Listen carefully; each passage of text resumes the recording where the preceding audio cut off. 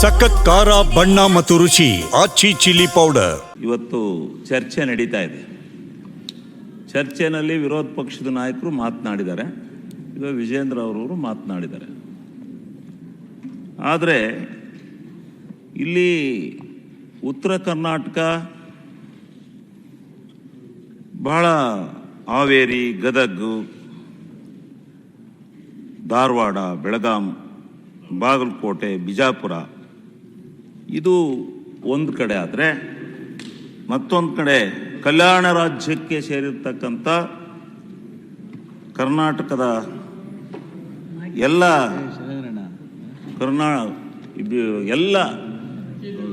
ಕೇಂದ್ರಗಳು ಸೇರಿ ಒಂದು ಉತ್ತರ ಕರ್ನಾಟಕ ಆಗಿ ಈ ಕರ್ನಾಟಕದ ಸಾರ್ವಭೌಮತೆಯನ್ನು ಎತ್ತಿಡಿತಾ ಇದೆ. ಅದರಲ್ಲಿ ಉತ್ತರ ಕರ್ನಾಟಕದಲ್ಲಿ ಅನ್ಯಾಯ ಆಗಿದೆ ಅನ್ನೋ ಪದ ನಾವು ಕಾಲೇಜಲ್ಲಿ ಓದ್ತಟ್ಟಿಂದಲೂ ನಡೀತಲೇ ಇದ್ದೀವಿ.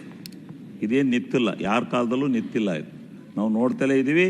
ಇದ್ರ ಬಗ್ಗೆ ಗಂಟೆಗಟ್ಟಲೆ ಭಾಷಣಗಳು ಎಲ್ಲ ನಡೆದಿದ್ದಾವೆ. ಆದರೆ ಇಲ್ಲಿ ಉತ್ತರ ಕರ್ನಾಟಕವನ್ನು ಮೇಕೆತ್ತಬೇಕು ಅಂತಕ್ಕಂಥ ಚಿಂತನೆ ಎಲ್ಲರಿಗೂ ಬಂದರೆ ಭಾಳ ಒಳ್ಳೆಯದು. ರಾಜಕೀಯನ ಸ್ವಲ್ಪ ಸರಿಸಿ ಚಿಂತನೆ ಮಾಡಿ, ಏನು ಈ ಉತ್ತರ ಕರ್ನಾಟಕನ ಮೇಕೆತ್ತಬೇಕು ಅಂತಂದರೆ ಯಾವ ರೀತಿ ಮಾಡಬೇಕು, ಯಾವ ರೀತಿ ಏನೇನು ಯೋಜನೆಗಳನ್ನು ಇಲ್ಲಿ ತರಬೇಕು, ಇಲ್ಲಿ ಇರ್ತಕ್ಕಂಥ ವಾಣಿಜ್ಯ ಬೆಳೆಗಳ್ಯಾವು, ಈ ವಾಣಿಜ್ಯ ಬೆಳೆಗಳಿಂದ ಈ ರೈತರನ್ನು ಸಂಕಷ್ಟದಿಂದ ಪಾರು ಮಾಡೋದು ಹೆಂಗೆ ಅಂತಕ್ಕಂಥ ಭಾವನಾತ್ಮಕ ಚಿಂತನೆಯನ್ನು ಮಾಡಬೇಕು. ಬರೀ ರಾಜಕೀಯ ಉದ್ದೇಶಕ್ಕೋಸ್ಕರ ತೌಡು ಕೊಟ್ಟಿರಿ ಏನು ಬರುತ್ತೆ ಹೇಳಿ? ತೌಡೇ ಬರುತ್ತೆ, ಬೇರೆದು ಬರುತ್ತಾ? ಆ ರೀತಿ ಯಾರು ತೌಡು ಕೊಟ್ಟೆ ಕೆಲಸ ಮಾಡೋದು ಬೇಡ.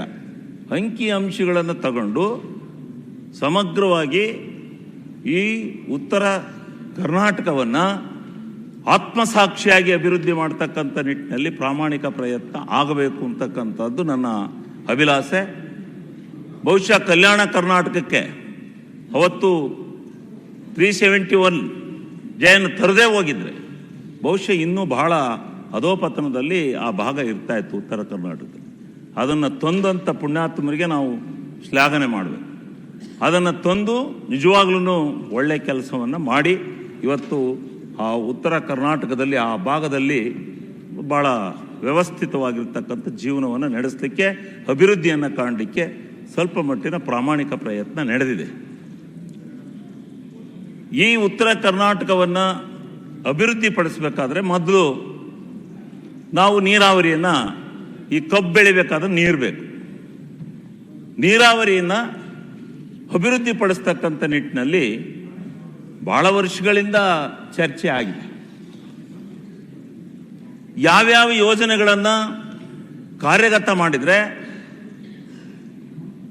ಈ ನೀರಾವರಿಯನ್ನು ಸಮಗ್ರವಾಗಿ ರೈತರಿಗೆ ನಾವು ಕೊಡಬಹುದು, ಅವರಿಗೆ ಈ ವಾಣಿಜ್ಯ ಬೆಳೆ ಆಗಿರ್ತಕ್ಕಂಥ ಕಬ್ಬು ಮತ್ತು ಮೆಕ್ಕೆಜೋಳ ಇತರೆ ವಸ್ತುಗಳನ್ನು ಬೆಳಿಲಿಕ್ಕೆ ಅವಕಾಶ ಆಗುತ್ತೆ ಅನ್ನೋದಕ್ಕೆ ಮೊದಲು ಮೂಲ ಬಂಡವಾಳವನ್ನು ಹೂಡ್ತಕ್ಕಂಥದ್ದಕ್ಕೆ ಪ್ರಾಮಾಣಿಕ ಪ್ರಯತ್ನ ಆಗಬೇಕು.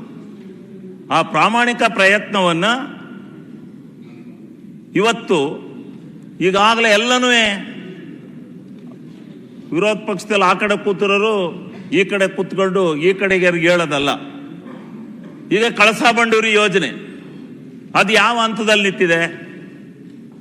ಕಳಸಾ ಬಂಡೂರಿ ಯೋಜನೆ ಯಾವ ಹಂತದಲ್ಲಿ ನಿಂತಿದೆ? ಪರಿಸರ ಮಾಲಿನ್ಯ ಇಲಾಖೆಯಿಂದ ಅನುಮೋದನೆಯನ್ನು ಪಡೆದ್ರೆ ನಾಳೆ ಬೆಳಿಗ್ಗೆ ಅದಕ್ಕೆ ಟೆಂಡರ್ ಕರೆದು ಈ ಸರ್ಕಾರ ಈ ಕೆಲಸವನ್ನು ಮಾಡ್ತಕ್ಕಂಥದ್ದಕ್ಕೆ ಕೆಲಸ ಮಾಡುತ್ತೆ. ಯಾವ ಕೇಂದ್ರ ಎಲ್ಲಿದೆ ಅದು?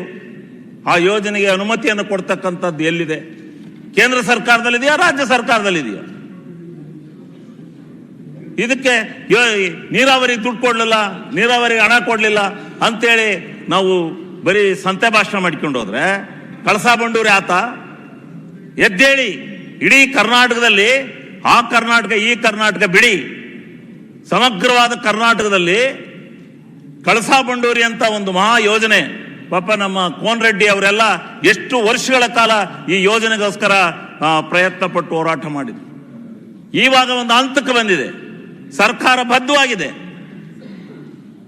ಎಷ್ಟು ಕೋಟಿ ಆದರೂ ಖರ್ಚು ಮಾಡಿ ಆ ಕಳಸಾ ಬಂಡೂರಿಯಿಂದ ಉತ್ತರ ಕರ್ನಾಟಕದ ಮಹತ್ ಯೋಜನೆ ಆಗಿರ್ತಕ್ಕಂಥ ಈ ಕಳಸಾ ಬಂಡೂರಿ ಯೋಜನೆಗೆ ಒಂದು ಮಹತ್ತರವಾದಂಥ ಸ್ಥಾನವನ್ನು ಕೊಡಬೇಕು ಅಂತಕ್ಕಂಥ ನಿರ್ಧಾರದಲ್ಲಿ ಮಾಡಿದೆ. ಇದಕ್ಕೆ ಮುಖ್ಯಮಂತ್ರಿಗಳು ಬಹಳ ಸಾರಿ ಪ್ರಯತ್ನ ಪಟ್ಟಿದ್ದಾರೆ.